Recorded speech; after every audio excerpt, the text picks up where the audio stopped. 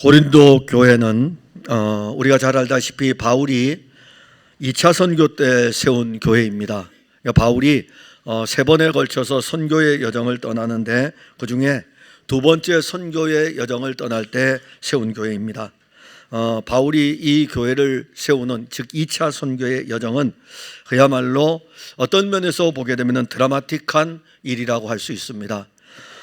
드로아까지 바울이 1차 선교를 마치고 2차 선교를 떠나면서 1차 선교의 길을 갔던 그 여정을 역으로 돌아가게 됩니다. 역으로 돌아서 드로아까지 도착하게 되고 항구 도시였던 이 드로아에서 바울이 이제 선교의 사역을 어디로 가야 될지 고민하고 있을 때에 환상 중에 마게도냐의 한 청년이 바울에게 나타나게 되고 그러면서 건너와서 우리를 도와달라는 그 이야기를 듣고 바울은 그의 선교의 길을 아시아에서 유럽으로 방향을 돌리게 됩니다. 마게도냐의 첫 도시가 빌립보입니다. 여기에서 시작된 이제 2차 선교는 바울의 선교의 영역이 계속해서 넓혀지는 일이 되는데 그 사역이 빌립보에서 그리고 데살로니가에서 베레아, 베레아에서 아덴, 그리고 아덴에서 고린도로 오게 됩니다. 그래서 이 고린도는 2차 선교의 피날레를 장식하는 곳이 바로 고린도에서의 사역입니다. 그곳에서 누구를 만나냐면은 마치 그때의 로마 황제 클라우디우스 황제 때의 모든 유대인들이 로마시에 살고 있는 모든 유대인들이 있는 이 유대인들을 클라우디우스 황제가 로마시에서 추방령을 내립니다. 그때 로마시에서 살고 있던 브리스길라와 아굴라 부부가 추방령으로 인해 가지고 로마시를 떠나서 고린도에 이르게 됩니다. 아주 신실한 믿음의 부부였어요. 브리스길라와 아굴라, 바울의 선교 사역에서 잊지 못할 바울의 교회 운동을 할 때에 잊지 못할 이름 브리스길라와 아굴라입니다. 거기에서 이제 첫 대면을 하게 됩니다. 거기에다가 바울이 고린도에서 사역을 할 적에 아덴에서 기억나죠, 여러분? 주 안에 굳게 선즉 이제는 살리라. 그 설교 여러분 기억나죠? 그때 아덴에서 누구를 보냅니까? 디모데, 실라를 데살로니가 교회로 보냈던 거 여러분들이 기억이 날 것입니다. 그런데 고린도에 도착을 했을 때 아덴에서 데살로니가로 갔던 실라와 디모데가 이제 다시 오게 됩니다. 그래서 고린도에는 브리스길라와 아굴라, 실라와 디모데, 그리고 바울 이 5명이 합세를 하여 가지고 그 지역, 고린도 지역에 복음을 선포합니다. 로마 제국의 5대 도시, 그러니까 이 고린도라는 이 도시는 로마 제국의 5대 도시 가운데 하나입니다. 상업과 무역이 굉장히 발달한 도시입니다. 이 번성한 도시에 예수 그리스도의 복음이 전하여지고 그의 몸된 교회가 세워지는 일은 참으로 하나님 나라의 유익한 일입니다. 그러니까 바울의 선교를 연구한 사람들을 보면 바울의 선교는 거점 중심으로 선교를 합니다. 큰 도시를 중심으로 해서 교회 복음을 전하고 그 큰 도시에 교회를 세워서 이 큰 도시가 그 주변에 있는 교회들을 살필 수 있도록 그렇게 거점 중심의 사역을 하는데 고린도가 바로 그 중에 하나인 것입니다. 바울이 고린도에서 그리스도의 복음을 전할 때에 브리스길라와 아굴라 부부가 참여를 하고 그리고 실라와 디모데도 동역을 합니다. 참 어떤 면에서 보면은 든든한 교회의 동역자죠. 제가 이 말씀을 준비하면서 처음 지하에서 교회를 개척했을 때가 생각이 나더라고요. 근데 교회를 개척했을 때 생각나는데 여기에 앉아있는 분 중에 한 분의 어머니가 그때 지하에서 교회를 개척했을 때에 저 곁에서 많이 도움을 주었습니다. 한 사람이 힘이 되고 두 사람이 힘이 되는데 여기 보세요. 이 로마에서 복음을 받았던 브리스길라와 아굴라 부부 얼마나 신실한 부부입니까? 그 다음에 바울과 함께 선교로 참여했던 실라라고 하는 인물은 얼마나 든든한 동역자입니까? 그리고 이 디모데라고 하는 인물은 벌써 신앙의 외할머니부터 그의 어머니에 이르기까지 신앙의 정말 위대한 가문입니다. 거기에다 바울이 있고 이 5명이 고린도에서 사역을 한다는 것은 정말 바울에게는 큰 힘입니다. 그런데 바울이 고린도에서 사역을 할 때에 사람보다 더 큰 힘이 되어 주었던 것은 바울에게 말씀하신 주님의 말씀입니다. 바울이 고린도에서 사역을 할 때에 주께서 하신 말씀이 있습니다.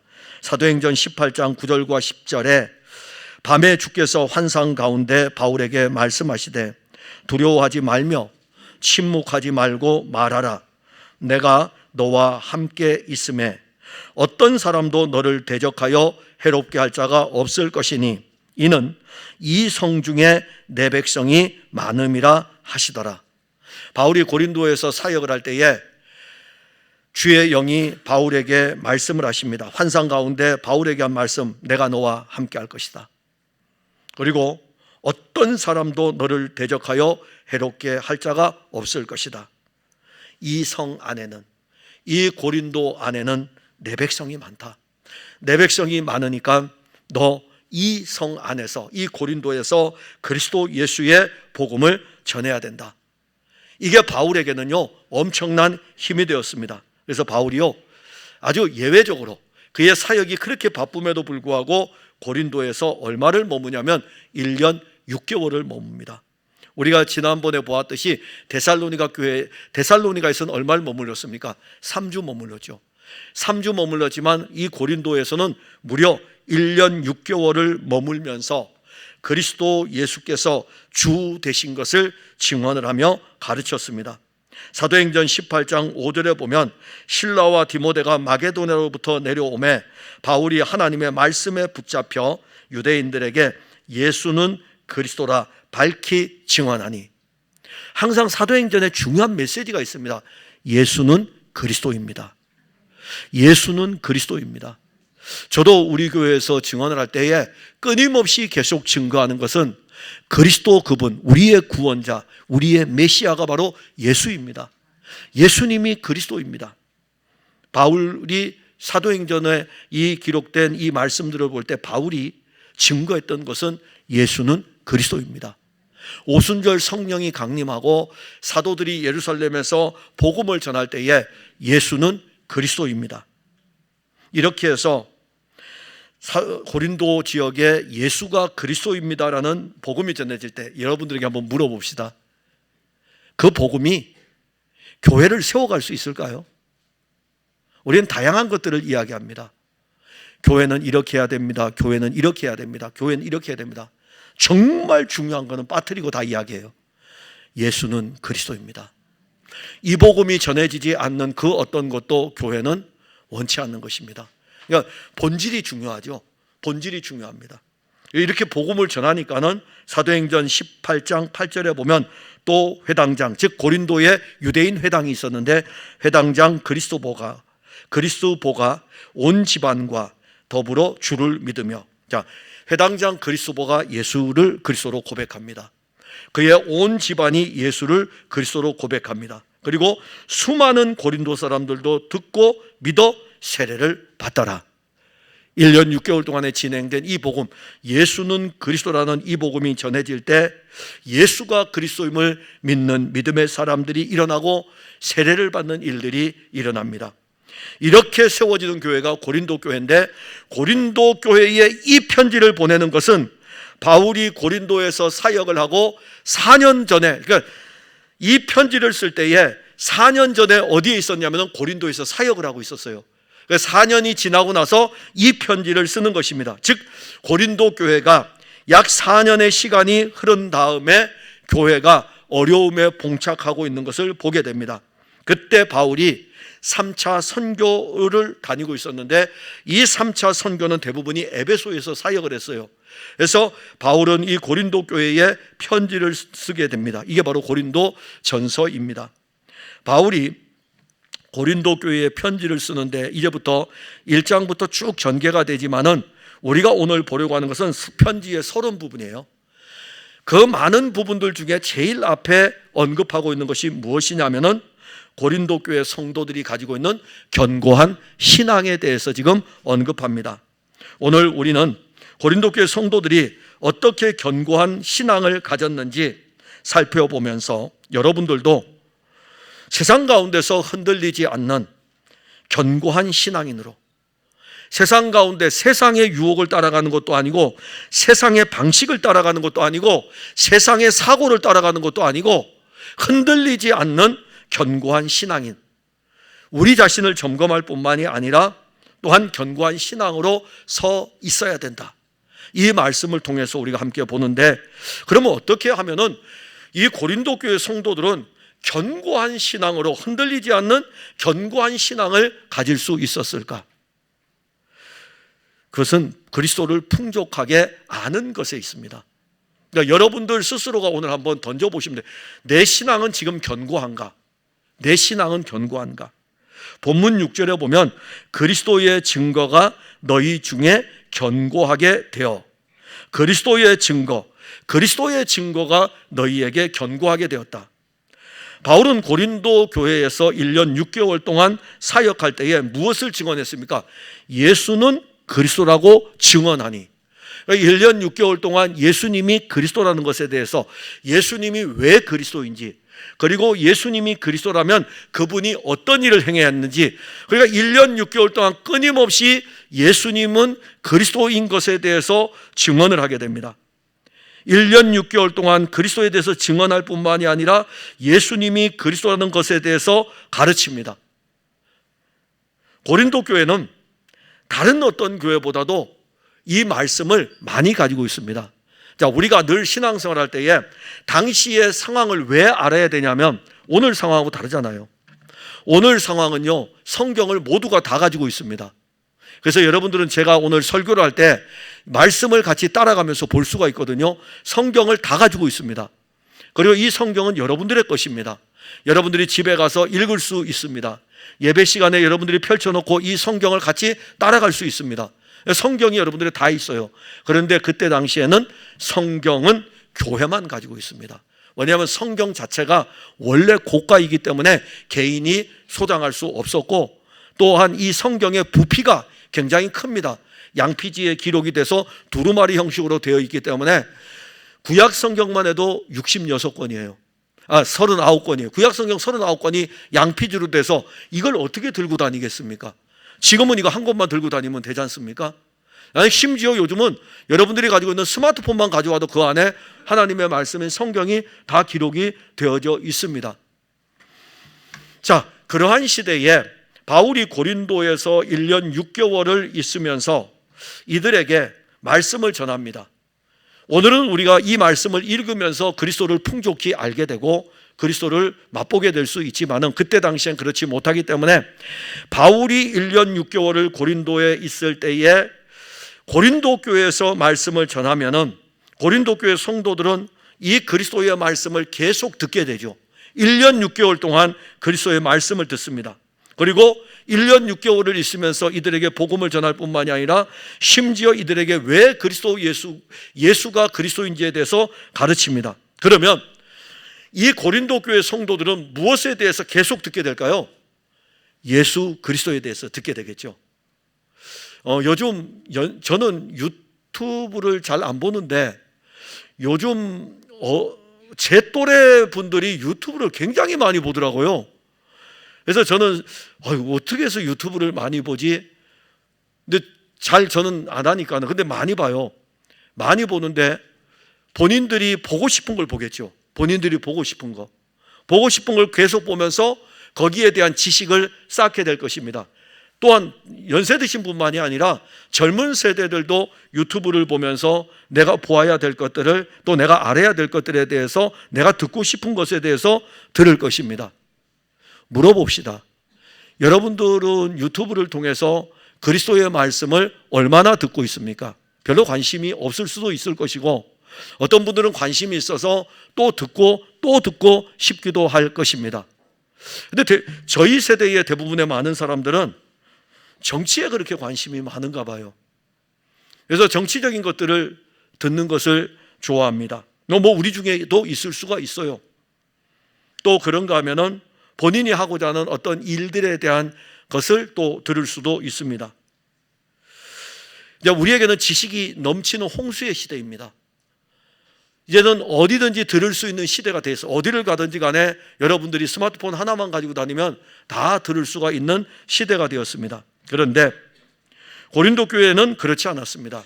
고린도 교회는 교회에 가야만이 그리스도에 대해서 들을 수 있고 교회에 가야만이 예수 그리스도에 대한 가르침을 배우게 됩니다. 그래서 1년 6개월 동안 교회에서 바울이 그리스도 예수에 대해서 가르치고 증거합니다. 5절에 보면은 이는 너희가 그 안에서 모든 일 곧 모든 언변과 모든 지식에 풍족함으로. 자, 여기서 이제 우리는 무엇을 보게 되냐면은 사람이 무엇을 들었느냐에 따라서 어떤 지식을 가지고 있느냐에 따라 가지고 그 말을 하게 됩니다. 즉 정치의 유튜브를 많이 본 사람은 만나면 정치의 이야기를 하게 돼 있어요. 그는 어쩔 수가 없습니다. 거기에 대해서 많이 들었기 때문에 그 부분에 대해서 많은 부분을 알기 때문에 모든 말을 할 때에 그 이야기가 중심이 되는 것입니다. 그런데 바울은 고린도 교회 성도들에게 예수는 그리스도라는 것을 증언을 했고 예수가 그리스도인 것에 대해서 계속해서 1년 6개월 동안 가르쳤으니까는 고린도 교회 성도들은 어떠했을까요? 무엇에 대해서 이렇게 지금 가득할까요? 바울이 교회들에게 편지를 쓰다 보면은 그 교회들마다 어떤 영적인 특징이 있습니다. 만약에 주께서 우리 풍성한 교회에 편지를 쓴다면은 우리 교회가 가진 영적인 특징을 가지고 풍성한 교회 성도들에게 편지를 보내겠죠. 그러니까 우리가 교회가 많이 있는데 주님이 지상에 존재하는 모든 교회에 편지를 보낸다 그러면은 똑같은 내용의 편지를 보내는 것이 아니라 그 교회의 영적인 상황을 보고 편지를 씁니다. 바울이 성령의 감동을 받아 편지를 쓸 때 빌립보 교회 편지를 쓸 때는 이런 표현을 썼어요. 복음의 시작, 복음의 시초부터 어려운 가운데서도 너희들이 내가 복음을 증거하는 이 일을 할 때에 물질로 선교의 일에 참여했다라고 하는 빌립보 교회 편지를 쓸 때는 그 내용을 씁니다. 데살로니가 교회 편지를 쓸 때는 이런 표현을 쓰죠. 내가 이 복음을 가지고 너희들에게 갖고 너희들에게 이 말을 전할 때 예수가 그리스도인 이 말을 전할 때 너희들은 나 바울의 말로 받지 않고 능력과 성령과 큰 확신으로 받았다 이렇게 표현을 합니다. 고린도 교회는요 문제가 많지만은 이제 앞으로 문제가 진행이 되지만 우리는 거기까지 가는 것이 아니라 문제가 있는 교회이기 때문에 편지를 쓰지만은 그래도 그들을 위해서 감사할 수 있는 것은 그들이 가지고 있는 예수 그리스도에 대한 풍족이에요. 그러니까 넘치도록 풍족한 것입니다. 그러면 고린도 교회 성도들은 다른 어떤 지역의 교회들보다 영적인 복을 받았습니다. 사도 바울이 그리스도의 복음을 1년 6개월 동안 고린도에서 전하고 1년 6개월 동안 고린도 교회 성도들에게 예수가 그리스도인 것에 대해서 가르친 곳은 에베소 교회에서 3년을 사역했습니다.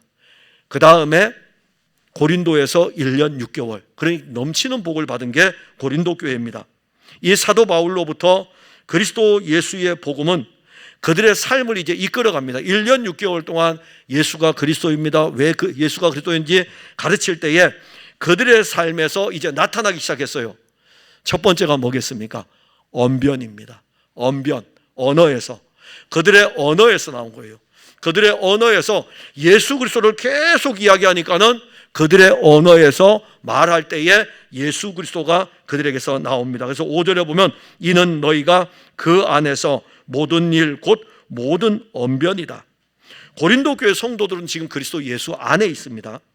이 부분에 대해서도 바울은 본문 4절에 그리스도 예수 안에서 너희에게 주신 하나님의 은혜로 말미암아 내가 너희를 위하여 항상 하나님께 감사하노니. 하나님은 그리스도 예수 안에서 고린도 교회 성도들에게 은혜를 계속해서 공급해 주었습니다. 1년 6개월 동안 있는 동안에도 공급해 주었고 떠난 지 4년이 되었어도 고린도 교회 성도들에게 하나님은 그리스도 예수 안에서 그 은혜를 공급하여 주었어요. 고린도 교회 성도들은 이 은혜를 공급받으면서 그 믿음이 자라갔습니다. 그러면 고린도 교회 성도들은 그리스도 예수 안에 있는 성도들인데 그리스도 예수 안에 있는 그들의 모든 언변은 예수 그리스도였습니다.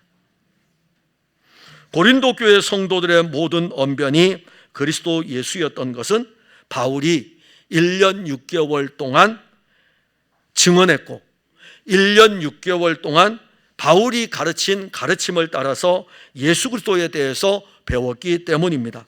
그들의 언변은 예수 그리스도로 가득했습니다. 그러니까 말에나 일에나 그들의 입에서는 예수 그리스도가 많이 나오게 됩니다. 그리스도 예수, 그 말을 듣는 사람들이 이제 어떻게 될까요? 단순하게 말만 나오는 것이 아닙니다. 한번 여러분들에게 물어봅시다. 여러분들 입에서 그리스도 예수가 쉽게 나옵니까? 어렵게 나옵니까? 그리스도 예수가 쉽게 나옵니까? 어렵게 나옵니까? 날 구원하신 예수 그리스도가 내 입에서 사랑하시는 그 주님의 이름이 쉽게 나옵니까? 아니면은 어렵게 나옵니까? 그러면 어떻게 하면은 쉽게 나오냐면은 고린도 교회를 보게 되면 고린도 교회도 쉽게 나오지 않죠. 근데 1년 6개월 동안 바울이 주일마다 설교하죠. 설교한 내용 가지고 가르치죠. 가르치면서 그리스도 예수에 대한 지식으로 막 채워놓으니까는 그리스도 예수에 대한 이 지식이 풍족하여지니까는 그들의 언변에서 예수 그리스도가 나오는 것입니다. 제가 처음 신학을 시작했을 때 한마디도 이야기를 하지 않고 학교를 다녔습니다. 왜냐하면 제가 예수를 믿고 나서 주님이 저를 부르신 것은 알아요. 그래 목사의 길을 가야 되는데 이 목사의 길을 간다고 하니까 우리 담임 목사님이 반대를 하시는 거예요. 오죽하면 우리 그 사모님이 저를 그때는 교회 옆에 다방이 있었는데 다방으로 잠깐 부르더라고요. 김 선생님, 목사의 길을 가지 않고 장로를 하면 어떻겠습니까? 왜냐하면 그때 제가 진짜 열심히 특심이었거든요. 청년인데 새벽기도 나가죠. 청년인데 철야기도 철야하죠. 매 예배 시간마다 금요, 수요 할 것 없이 예배 시간마다 다 나가니까는 이렇게 기특한 청년이 교회의 장로가 되면 얼마나 좋겠습니까? 근데 제가 아니요. 저는 목사의 길을 가야 돼서 신학을 해야 되겠습니다. 그렇게 이제 말리지는 못했어요. 그래서 추천서를 써주셨습니다. 신학을 공부를 합니다. 전부 다 신학을 공부하러 오는 학생들을 딱 보니까는 앉아가지고 뭐 이야기하는 게 칼빈이 어떻고 루터가 어떻고 막 이야기를 하는데 하나도 모르겠는 거예요. 그래서 가만히 그냥 있었어요. 1년 이상을 물어보면은 예, 안녕하세요. 안녕하세요. 웃으면서 그냥 가만히 있었습니다. 오랜 시간이 지난 뒤에 제가 이제 우리 교회에 대출건이 있어가지고 같이 공부했던 한 분 선배 목사님을 만났어요. 근데 저보고 딱 하는 말이 그때에 참 얌전하고 말이 없고 조용했는데 그러더라고요. 그래서 제가 웃으면서 그때는 제가 아무것도 몰라가지고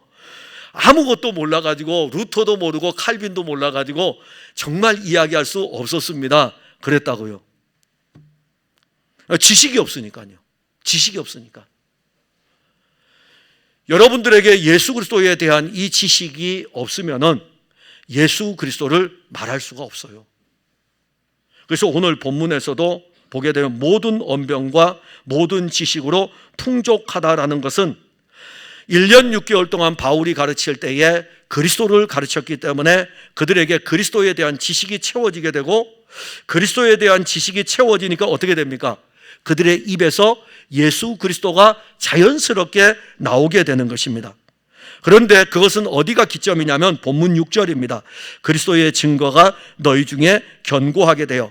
이 그리스도의 증거는 무엇을 가리키냐면 바울이 4년 전에 고린도에서 사역하면서 1년 6개월 동안 증언한 예수 그리스도, 그 1년 6개월 동안 증언했던 예수 그리스도가 그들 중에 있어 그들을 견고하게 하였고 4년이 지난 지금 그들은 예수 그리스도에 대해서 말하고 있는 거예요. 항상 예수 그리스도에 대해서 말하고 있기 때문에 그들은 지금 이 신앙이 견고한 것은 그리스도에 대해서 알고 그리스도에 대해서 말하고 그랬기 때문입니다. 바울은 떠났지만 바울이 증거한 그리스도는 고린도 교회 성도들의 신앙을 더욱 견고하게 세웠습니다. 고린도 교회 성도들은요, 바울이 떠난 뒤에 얼마나 이 예수 그리스도가 풍족하였는지 만나면, 고린도 교회 성도들끼리 만나면 언변이요, 예수님에 대해서 언변을 나오는 거예요. 예수 그리스도에 대해서 이야기하는 것입니다. 예수 그리스도에 대해서 이야기하는 거예요. 구역이 모여도 예수 그리스도에 대해서 이야기하고, 기관이 모여도 예수 그리스도에 대해서 이야기하고, 왜냐하면 예수님으로 채워져 있기 때문에 예수 그리스도에 대해서 모든 언면에서 예수 그리스도가 나오는 것입니다. 로마서 10장 17절에 그러므로 믿음은 들음에서 나며 들음은 그리스도의 말씀으로 말미암았느니라. 로마 교회 편지를 보낼 때에도 그리스도의 말씀을 들을 때에 우리에게 믿음이 일어나게 되고, 이 믿음이 자리를 잡으면 우리 입에서 그리스도가 또다시 나오게 됩니다. 사도행전 5장 42절에 보면 사도들이요 날마다 성전에 있든지 집에 있든지 예수는 그리스도라고 가르치기와 전도하기를 그치지 아니하니라. 그러니 사도들도 그랬어요. 다른 예루살렘의 교회도 성도들이 모이기만 하면, 특히 사도들이요 만나면 예수님이 그리스도이십니다 가르치고 전도하는 것을 쉬지 않았습니다. 우리가 견고한 신앙을 가질 수 있는 것은 그리스도에 대한 말씀으로 말미암아 일어나는 것입니다. 우리는 지금까지 신앙생활에 오면서 이런 과정을 거쳤습니다. 우리의 결단으로 견고한 신앙을 가져보려고 노력을 했죠. 정말 우리가 열심히 노력해가지고 이 견고한 신앙, 흔들리지 않는 신앙을 나도 가져야 되겠다라고 하면서 우린 결심도 하고 우리는 노력도 하고 이 견고한 신앙 가운데 서도록 노력도 하면서 다름질했습니다. 그런데 우리가 그렇게 견고한 신앙을 갖기 위해서 노력하고 다름질하는 그 노력과 결단 대신에 예수 그리스도를 우리의 삶에서는 한마디도 하지를 않은 겁니다. 왜냐하면 예수님에 대해서는 모르니까는. 예수를 믿는다고는 이야기하지만은 그것도 누가 물어볼 때 예수님 믿습니까? 그러면 저는 예수님 믿습니다 이렇게 대답하지, 자기 입으로 먼저 내가 믿는 예수님은 이런 분이라고 주변에 있는 같은 성도들에게조차도 이 예수님에 대해서 한마디도 하지 않는데, 대신에 내가 이 신앙 가운데 견고하게 서기 위해서 열심을 내고 다름질하는 것은 또 우리에게는 있었습니다. 우리는 우리 주변의 사람들에게,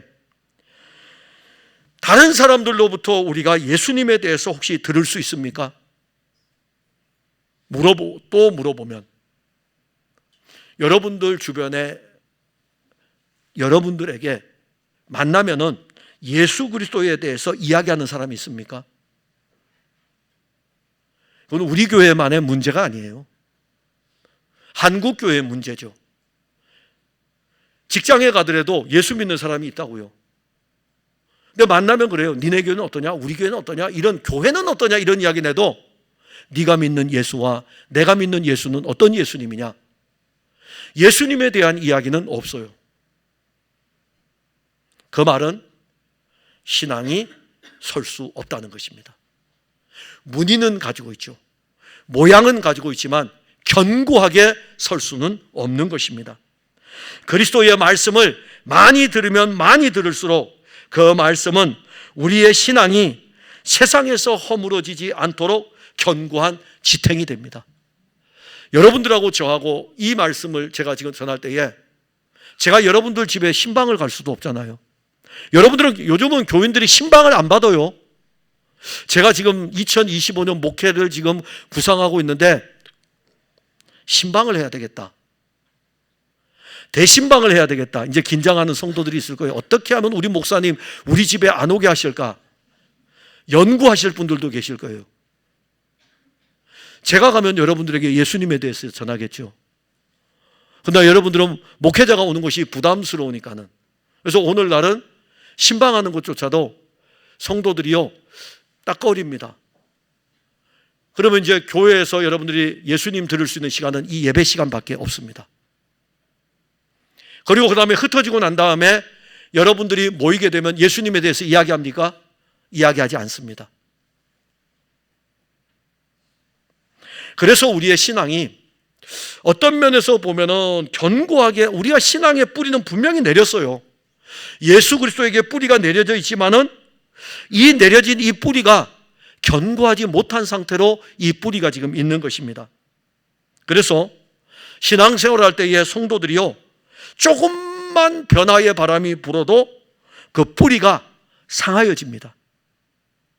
우리가 나무를 심고 그 나무가 견고히 설 때까지는 이 나무에 지지대를 받쳐줍니다. 그리고 물을 주죠. 한 해가 지나고 다시 한 해가 지날 때 이 나무가 견고하게 심겨져 있으면 그 다음엔 어떻게 합니까? 그 다음엔 지지대를 풀르죠. 왜냐하면 스스로 견고히 설 수 있기 때문에. 우리의 신앙은 견고하게 어떻게 하면 설 수 있을까? 사실 우리 속에서 예수 그리스도가 계속 공급이 돼야 되고, 내 옆에 있는 사람들로부터도 예수 그리스도에 대한 이야기도 서로 나누어야 되고, 그러므로 인하여 가지고 무엇을 알게 됩니까? 신앙의 지식이 풍족해지죠. 그리스도에 대한 지식이 풍족해집니다. 그럴 때에 우리도 모르게 우리의 신앙은 계속해서 그리스도에 대해서 알아가기 때문에 거기에 뿌리가 내려지게 되고, 하나님은 우리의 신앙의 견고함을 그리스도의 말씀으로 이루어 가십니다. 그런데 또 하나 중요한 게 있어요. 주께서 우리를 견고하게 또 붙들어 주십니다. 8절에 보면 주께서 너희를 우리 주 예수 그리스도의 날에 책망할 것이 없는 자로 끝까지 견고하게 하시리라. 여기서 예수 그리스도의 날은 초기 기독교 공동체 성도들의 영적인 소망입니다. 예수 그리스도의 날을 그들은 기다려요. 이 초기 기독교 공동체 성도들의 가장 강력한 영적인 힘은 주께서 오시는 날입니다. 그리스도의 재림입니다. 고린도 교회 성도들의 신앙은 이제 그리스도의 말씀을 계속해서 1년 6개월 동안 공급받았고, 그 공급받은 그 말씀이 그들 안에 있게 되고 견고하게 됩니다. 바울이 고린도에서 복음을 전하고 교회를 세운 지 4년의 시간이 흘렀음에도 불구하고 그들의 가진 신앙은 견고하게 세워졌어요. 자, 4년 동안 사역자가 없습니다. 바울이라는 이 인물이 고린도 교회를 떠났어요. 이제 떠난 지 4년이 됐습니다. 이 4년의 시간 동안 고린도 교회 성도들이 넘어질 수도 있고, 고린도 교회 성도들 가운데 4년의 시간 동안에 믿음에서 떠날 수 있는 일들이 그들에게도 일어날 수 있습니다. 그러나 오늘 우리가 성경을 보게 되면 오히려 그들은 바울이 떠난 이후에도 그 신앙은 흔들리지 않았고 더 견고한 신앙을 가지고 있었습니다. 그들이 이렇게 견고한 신앙을 가진 것은 그리스도를 말하는 사람들하고 서로 교통을 하였기 때문이고, 그 교통을 통하여서 이들은 예수 그리스도를 더욱 깊이 알아갔습니다. 예수도 알기 원했던 거예요. 예수도 알기 원하는 것을 누구로부터 공급받습니까? 서로가 서로에게 공급을 받는 것입니다. 이렇게 이제 견고한 신앙을 가지고 있지만 이 신앙이 아무 도전을 안 받는 건 아니에요. 4년의 시간 동안에 고린도 교회 성도들이 신앙에 도전을 받았습니다. 유대주의자들은 유대인 그리스도인들을 무너뜨리기 위해서 달려들었어요. 고린도 교회 성도들 가운데 이방인 그리스도인들은 영지주의자들이 달려들어서 그들의 신앙을 넘어뜨리려고 달려들었습니다. 하나의 교회가 세워지고 그 교회의 그 성도들이 신앙을 그리스도에게 뿌리를 내린다 할지라도 사탄의 공격은 계속됩니다. 우리가 그리스도에게 뿌리를 내리고 있을지라도, 우리가 그리스도에게 뿌리를 내리면 사탄이 공격을 안 하는 것이 아니라 우리가 그리스도에게 뿌리를 내리고 있기 때문에 사탄이 공격하는 것입니다. 고린도 교회도 4년의 시간 동안 바울이 전한 그리스도의 말씀을 함께 나누고 함께 교통하면서 자라갔지만 악한 세력들도 또 함께 요동하면서 고린도 교회를 공격합니다. 그러면 고린도 교회에 일어나는 그 문제들이 뭡니까? 이제 그 다음부터 나와요. 오늘은 서론 부분이지만은 뒤에 가게 되면 고린도 교회의 수많은 문제들이 등장합니다. 이게 바로 이 악한 세력들이 교회를 무너뜨리려고 하는 것을 보여주는 것이고, 양떼들을 그리스도의 말씀에서 멀어지게 하는 세력들이 교회 안에 일어나 고린도 교회의 이 엄청난 많은 문제들을 일으키게 하고, 바울은 결국 고린도 교회에 편지를 쓰면서 그러한 상황에서도 그들의 신앙을 마지막까지 견고하게 붙들어 주실 분은 예수 그리스도임을 증언하는 것입니다. 예수 그리스도의 날에 그리스도께서는 고린도 교회 성도들을 책망할 것이 없는 자로 끝까지 견고하게 해 주실 것입니다. 로마서 8장 31절, 32절, 33절, 34절에 그런즉 이 일에 대하여 우리가 무슨 말을 하리요? 만일 하나님이 우리를 위하시면 누가 우리를 대적하리요? 자기 아들을 아끼지 아니하시고 모든 사람을 위하여 내주신 이가 어찌 그 아들과 함께 모든 것을 우리에게 주시지 아니하겠느냐? 누가 능히 하나님께서 택하신 자들을 고발하리요?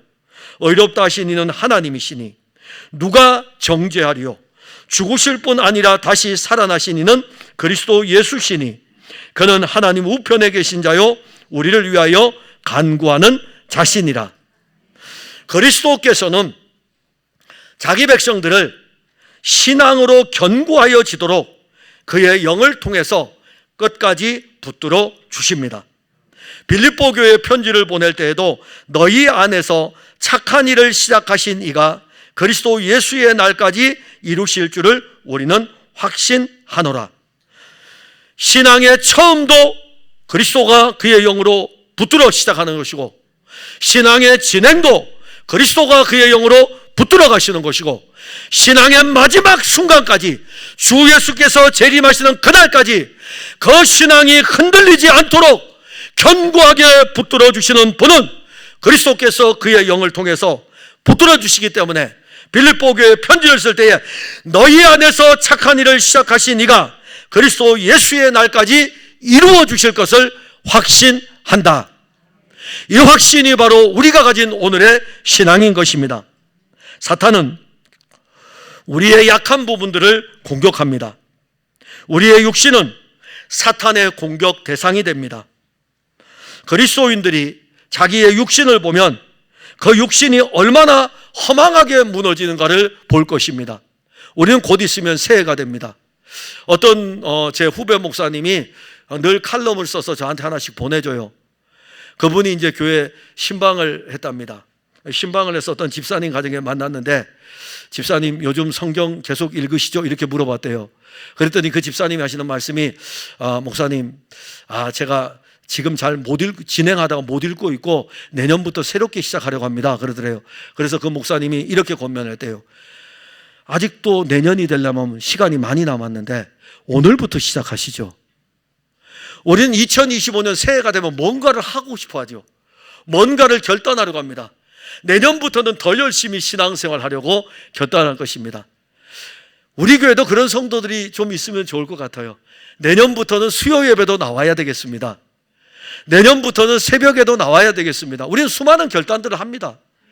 영적인 부분들에 대한 결단만 하는 것이 아니고 우리는 육신을 따라서 결단하는 것도 많이 있습니다. 그래서 우리가 육적으로 보면 혹시 교회를 다니는 사람들 중에 담배를 피는 사람이 있으면 그래 내가 이제 교회 다니니까는 내년부터는 내가 담배를 끊어야 되지 이렇게 결단을 하기도 해요. 가장 초보적인 결단들을 그런 것들을 우리가 하지 않습니까? 그런데 우리의 결단들이 얼마나 허망하게 무너지는지는 하루 이틀 3일이 지나면서 알게 됩니다. 야, 내가 결단해도 이렇게 쉽게 금방 무너지는구나. 그러다 보면 또 한 해를 또 그냥 가게 됩니다. 우리의 육신은 우리의 신앙의 견고함에 서 있을 수가 없습니다. 육신으로는요 결코 우리가 이 견고함에 서 있지를 못합니다. 그래서 우리 안에서 착한 일을 시작하신 분이 누구십니까? 그리스도시잖아요. 우리 안에서 착한 일을 시작하신 그리스도 예수의 날까지 우리의 신앙을 견고하게 하실 분은 또 누구십니까? 그리스도 그분이십니다. 오늘 8절에 보면은요, 책망할 것이 없는 자로 끝까지 견고하게 하시리라. 그리스도 예수께서 우리의 신앙을 붙들고 있기 때문에 예수님께서는 악한 영으로부터 우리가 무너지지 않도록 끝까지 지탱해 주시는 거예요. 끝까지 붙들어 주시는 것입니다. 아무도 그래서 우리를 정죄하지 못해요. 아무도 우리를 고발하지 못합니다. 왜냐하면 정죄하려고 보니까는 하나님이 그의 아들 그리스도를 통해서 십자가에서 우리의 모든 죄와 허물을 다 가지고 죽으셨으니 정죄하려고 하니까 십자가의 은혜의 피가 오니까는 정죄할 것이 없고, 대적하려고 하니 그 십자가의 피가 우리에게 능력이 되니 대적을 할 수가 없고, 고발하려고 하니까는 고발할 만한 것을 찾으려고 하니 찾을 수가 없는 것은 우리가 그리스도 예수 안에 있는 거예요. 아니 밖에 나와 있으면 찾을 텐데 그리스도 예수 안에 있으니까, 그리스도 예수로 옷 입었으니까, 그리스도 예수밖에 보이지 않으니까는 고발할 것을 찾을 수 없는 것입니다. 에베소서 1장 13절과 14절에 그 안에서 너희도 진리의 말씀 곧 너희의 구원의 복음을 듣고 그 안에서 또한 믿어 약속의 성령으로 인치심을 받았으니 이는 우리 기업의 보증이 되사 그 얻으신 것을 속량하시고 그의 영광을 찬송하게 하려 하심이라. 이제 더 나아갑니다. 우리의 신앙을 견고하게 해주는 것에 대한 보증을 누가 하시냐면 성령이 하십니다. 성령이 우리의 신앙이 무너지지 않도록 견고하게 붙들어주는 것에 대한, 여기에 대해서 인치심의 은혜만이 아니라 기업의 보증으로서 그분이 계시는 것입니다. 그러니까 예수님 재림하시는 날까지 우리의 신앙은 흔들리지 않을 것입니다. 그것은 우리에게 있는 힘이 아니고 우리를 견고하게 지탱해 주시는, 우리를 끝까지 붙들어 주시는 그리스도가 계시기 때문입니다. 자, 그러면 이제 마지막으로요, 그 일을 이루시는 하나님은 신실하십니다. 그거 지금 알려주는 거예요. 본문 구절에 너희를 불러 그의 아들 예수 그리스도 우리 주와 더불어 교제하게 하시는 하나님은 미쁘시도다. 요 미쁘다라는 이 말은 신실하다는 뜻이죠. 변함이 없다는 뜻입니다. 우리는 미쁨이 없죠. 우리는 변해요. 우리는 자주자주 변합니다. 자주자주 변하기 때문에 우리에게는 미쁨이 없어요. 신실함이 없어요. 그러나 하나님은 그 본성 자체가 미쁘셔요. 변하는 그림자도 없고 회전하는 그림자도 없는 게 하나님이셔요. 그러면 하나님이 그리스도 예수 안에서 우리를 구원하기로 작정하시고 그 작정하신 대로 그의 아들을 보내셔서 우리를 위해서 십자가에 죽으시고 우리의 구원을 이루었고 그 구원의 놀라운 일을 성령으로 우리에게 선물로 다 주었을 때 우리가 믿음 생활에서 연약할지라도 하나님은 내가 너를 위해서 내 아들까지 주었는데 너가 그럴 수가 있어 라고 하면서 하나님은 등을 돌리는 것이 아니라 하나님은 그 등을 돌리지 않습니다. 그분의 신실하심 때문이에요. 고린도 교회 성도들은 아담의 본성을 가지고 있습니다. 그 원래 본성이 하나님을 알지 못하며 하나님을 거역하는 본성이에요. 그런데 하나님이 이 고린도 교회 성도들을 불렀습니다.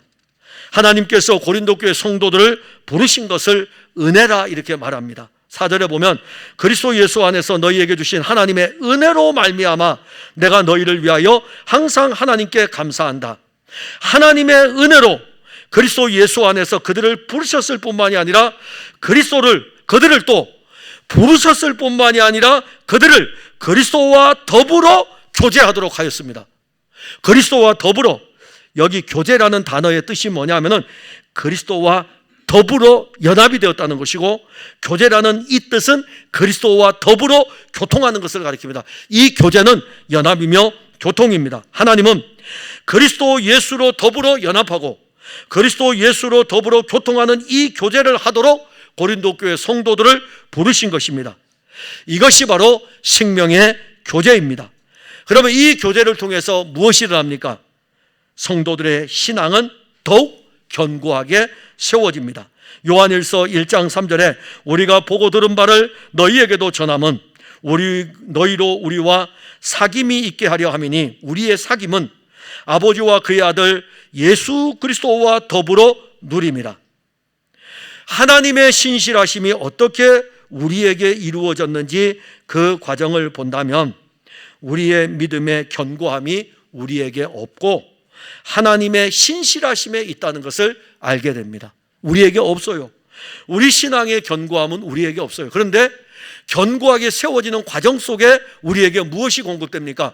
그리스도 예수를 말하고 그리스도 예수로 채워지니까, 계속 그리스도 예수로 채워지니까는 풍족하게 되고 그리스도 예수로 풍족하게 되니까는 견고하게 세워지는데, 그리스도가 우리가 그날까지, 재림의 날까지 우리를 견고하게 붙들어 주실 뿐만이 아니라 하나님의 신실하심을 통해서 그의 아들 그리스도를 통해서 우리에게 주신 이 교제의 교통을 통해 가지고 하나님은 우리를 견고하게 하십니다. 하나님의 신실하심은 자기 백성들을 구원하는데 신실하십니다. 하나님의 신실하심은 자기 백성들의 신앙을 견고하게 세워가는데 신실하십니다. 하나님의 신실하심은 우리를 장차 그 나라에 이르게 하는 데에도 신실하십니다. 그 신실하심은 지금부터 영원까지 변함이 없으셔요. 그 신실하심으로 말미암아 우리의 신앙은 견고히 서갑니다. 그래서 우리의 신앙이 우리에게 있는 것이, 우리의 견고한 신앙이 우리에게 있는 것이 아니라 하나님의 신실하심에 있습니다. 근데 이 신실하심이 지금도 유효해요.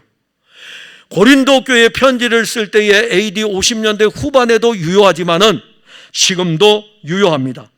근데 그 신실하심은 우리의 행위와 상관이 없습니다. 우리의 행위와 상관이 없어요.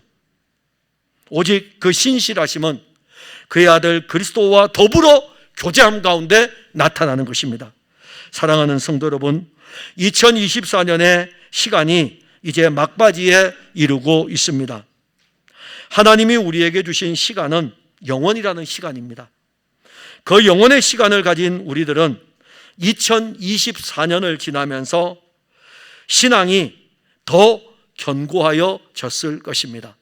여러분들은 잘 몰라도 우리 풍성한 교회 강단에서 끊임없이 그리스도 예수가 공급이 되었기 때문에 이 그리스도 예수를 공급받는 여러분들의 기도 자체가 벌써 바뀌어져 있고, 여러분들 안에서 그래도 그리스도 예수를 말하려고 하는 언변들이 좀 작동을 합니다. 이게 바로 말씀이 여러분들 안에서 이제 세워가는 것입니다. 그런데 조심해야 될 것은, 정말 조심해야 될 것은 우리 신앙의 견고함을 무너뜨리는 세력들이 있습니다. 자, 그래서 우리는 이 부분에 대해서 조심해야 되는데, 그럼에도 불구하고 여러분들이 너무 어떤 면에서 보게 되면 영적으로 위험스럽다, 아니면은 자기 자신에 대해서 불안해하지는 마세요. 우리의 신앙의 견고함은 주께서 우리를 붙들어 주시기 때문이고, 주께서 우리를 견고하게 하십니다. 그리고 이 견고함을 마침내 이루실 분은 하나님의 신실하십니다. 하나님의 신실하심은 우리를 견고한 신앙으로 세워가기 위해서 지금도 예수 그리스도와 더불어 말씀과 기도로 교제하는 것입니다. 그 예가 바로 오늘의 설교예요. 오늘 여러분들은 예수 그리스도와 더불어 지금 교제하고 있는 것입니다. 예수 그리스도와 더불어 교제하는 이 말씀이, 저는 여러분들에게 설교를 했죠. 하나님의 영은 여러분들 안에 이 말씀으로 화답하도록 서로 교제를 합니다. 그래서 하나님은 그 신실하심이 이 강단에서 계속해서 선포되도록 합니다. 오늘보다 내일이, 내일보다 모레가 그 신앙의 그 견고함이 더하여지기를 바랍니다. 기도하겠습니다. 하나님 은혜를 감사합니다. 우리에게 예수 그리스도에게 뿌리를 내리도록 하시고, 그리스도에게 뿌리를 내려 우리의 신앙이 견고하여 가도록 오늘까지 이르게 하심을 감사합니다. 우리를 그리스도 예수 안에 두시고 그리스도 예수 안에서 하나님 아버지께서 이루신 모든 일들을 우리가 감사할 수 있는 것은 그의 영으로 말미암아 이제 우리의 입에서 예수 그리스도가 이야기되고 예수 그리스도에 대해서 자랑하고 말에나 일에나 우리 속에서 예수 그리스도가 나타나고 이 일들을 통하여 가지고 서로가 그 이야기를 들을 때마다 예수 그리스도가 공급이 됩니다.